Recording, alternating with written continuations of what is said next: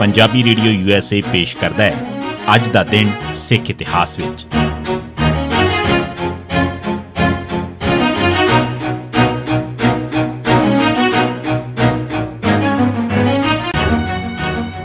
सिख इतिहास दीआं घटनावां च 5 दसंबर का दिन 1700 माता जीत कौर चढ़ाई कर गए। 5 दसंबर 1700 के दिन गुरु साहब की पहली पत्नी माता जीत कौर चढ़ाई कर गए। इस वक्त उन्हों के 2 निक्के बच्चों साहिबजादा जोरावर सिंह की उम्र 4 साल ते फतेह सिंह की उम्र सिर्फ 1.5 साल सी। 1705 गुरु गोबिंद सिंह साहब ने आनंदपुर छड्डिया। 5 तो 6 दसंबर की रात 2 घड़ियां रात गई। दरअसल इसनूं 6 दसंबर कहना वधेरे ठीक है क्योंकि ये अद्धी रात तो मगरों का समा सी। गुरु साहब चक नानकी के सिर ते गुरुद्वारा सीसगंज वाली जगह पहुंचे ते उन्होंने भाई गुरबख्श दास नूं इस जगह की सेवा संभाल दी ते आप सिंघां नूं नाल लैके किला आनंदगढ़ आ गए। आनंदगढ़ आके आपने सब तो पहला 90 सिंघां दे एक जत्थे की हिफाजत च माता गुजरी, 2 छोटे साहिबजादे ते एक सेवादार ते एक सेवादारनी नूं कीरतपुर वल टोरिया। 1709 बंदा सिंह बहादुर दा सडौरा उत्ते कब्जा। सडौरे का जालम हाकम उस्मान खान भी सिख फौजां के निशाने ते सी। उस्मान खान ने गुरु गोबिंद सिंह साहब के एक मुसलमान मुरीद सैयद बदरुद्दीन पीर बुद्धू शाह ते उसके परिवार उत्ते बड़े जुल्म ढाए सन ते उन्हां नूं सिखां दा साथी आके शहीद किया सी। जदों बंदा सिंह दीआं फौजां सडौरे के नेड़े पहुंचियां तो उस्मान खान दीआं पहलां तो ही तैयार खड़ियां तोपां ने सिख फौजां ते गोली दागने शुरू कर दिते।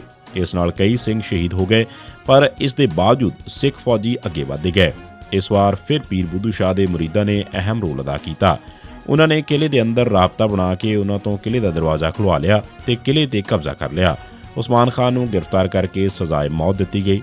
किले चों सिखां नूं लाखां रुपए नकद ते बहुत सारा सोना ते हीरे जवाहरात हाथ लगे। ये घटना 5 दसंबर 1709 की है। हुण सडौरे ते खालसे का नीला निशान साहब लहरा दिता गया। 1966 फतेह सिंह ने मरणवरत ते सड़ मरण का ऐलान किया। 5 दसंबर 1966 ਨੂੰ फतेह सिंह ने ऐलान किया कि वह चंडीगढ़ ਅਤੇ ਹੋਰ ਮੰਗਾਂ ਵਾਸਤੇ 17 ਦਸੰਬਰ ਨੂੰ ਮਰਨ ਵਰਤ ਰੱਖੇਗਾ ਤੇ 10 ਦਿਨ ਬਾਅਦ 27 ਦਸੰਬਰ ਨੂੰ ਅਗਨਕੁੰਡ 'ਚ ਆਪਣੇ ਆਪ ਨੂੰ ਸਾੜ ਲਵੇਗਾ।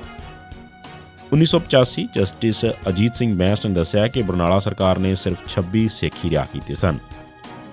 5 ਦਸੰਬਰ 1985 ਦੇ ਦਿਨ ਜਸਟਿਸ ਅਜੀਤ ਸਿੰਘ ਬੈਂਸ ਨੇ ਦੱਸਿਆ ਕਿ ਸੁਰਜੀਤ ਸਿੰਘ ਬਰਨਾਲਾ ਸਰਕਾਰ ਨੇ 922 ਸਿੱਖਾਂ ਦੀ ਰਿਹਾਈ ਕਰਨੀ ਮੰਨੀ ਸੀ। ਉਹਨਾਂ ਚੋਂ 833 ਪਹਿਲਾਂ ਹੀ ਰਿਹਾ ਸਨ।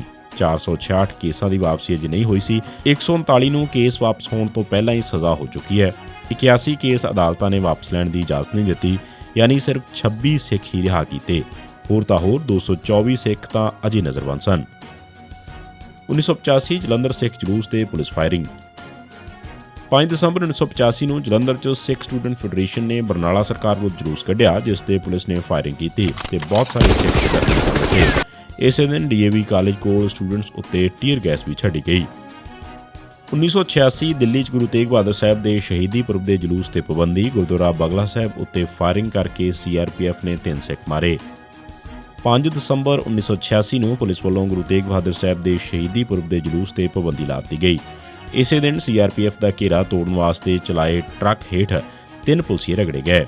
CRPF ਨੇ ਟਰੱਕ 'ਚੋਂ ਕੱਢ ਕੇ ਪਰਮਜੀਤ ਸਿੰਘ ਨੂੰ ਕੁੱਟ-ਕੁੱਟ ਕੇ ਮਾਰ ਦਿੱਤਾ। ਬੰਗਲਾ ਸਾਹਿਬ ਗੁਰਦੁਆਰੇ ਉੱਤੇ ਹਿੰਦੂਆਂ ਨੇ ਬੇਵਜ੍ਹਾ ਅੰਨੀ ਫਾਇਰਿੰਗ ਕਰਕੇ 3 ਸਿੱਖ ਮਾਰ ਦਿੱਤੇ। ਇਹ ਸਨ ਜਸਪਾਲ ਸਿੰਘ, ਇਕਬਾਲ ਸਿੰਘ, ਸਪੁੱਤਰ ਗਿਆਨ ਸਿੰਘ, ਕਰੋਲ ਬਾਗ, ਪਰਮਜੀਤ ਸਿੰਘ ਉਰਫ ਬੰਬੀ। 13 ਸਾਲ ਦਾ ਬੱਚਾ ਨਿਸ਼ਾਨ ਸਾਹਿਬ ਕੋਲ ਖੜਾ ਸੀ। ਇਹਨਾਂ ਸਾਰਿਆਂ ਨੂੰ ਗੁਰਦੁਆਰੇ ਦੇ ਅੰਦਰ ਵੱਲ ਗੋਲੀਆਂ ਚਲਾ ਕੇ ਮਾਰਿਆ ਗਿਆ। ਇਸ ਸਾਰੇ ਤੋਂ ਬਾਅਦ ਗੁਰਦੁਆਰੇ ਵਿੱਚੋਂ ਆਉਂਦੇ ਦਰਜਨਾਂ ਸਿੱਖਾਂ ਉੱਤੇ ਝੂਠੇ ਕੇਸ ਪਾ ਕੇ ਜੇਲ੍ਹਾਂ 'ਚ ਸੁੱਟ ਦਿੱਤਾ ਗਿਆ। ਇਸ ਦਿਨ 140 ਸਿੱਖ ਫੜੇ ਗਏ। 5 ਦਸੰਬਰ 1987 ਦੇ ਦਿਨ ਪੰਜਾਬ ਪੁਲਿਸ ਨੇ ਸੁਰਮੁਖ ਸਿੰਘ BA ਪੁੱਤਰ ਅਜੈਬ ਸਿੰਘ ਵਾਸੀ ਮੀਰਾਕੋਟ ਕਲਾਂ ਅੰਮ੍ਰਿਤਸਰ ਨੂੰ ਇੱਕ ਨਕਲੀ ਮੁਕਾਬਲੇ ਸ਼ਹੀਦ ਕੀਤਾ। 1988 ਸੁਰਜੀਤ ਸਿੰਘ ਬਰਨਾਲਾ ਅਕਾਲ ਤਖਤ ਤੇ ਪੇਸ਼। ਗੱਦੀ ਤੋਂ ਉਤਰਨ ਮਗਰੋਂ 5 ਦਸੰਬਰ 1988 ਦੇ ਦਿਨ ਸੁਰਜੀਤ ਸਿੰਘ ਬਰਨਾਲਾ ਅਕਾਲ ਤਖਤ ਸਾਹਿਬ ਤੇ ਦੂਜੀ ਵਾਰ ਫਿਰ ਪੇਸ਼ ਹੋਏ।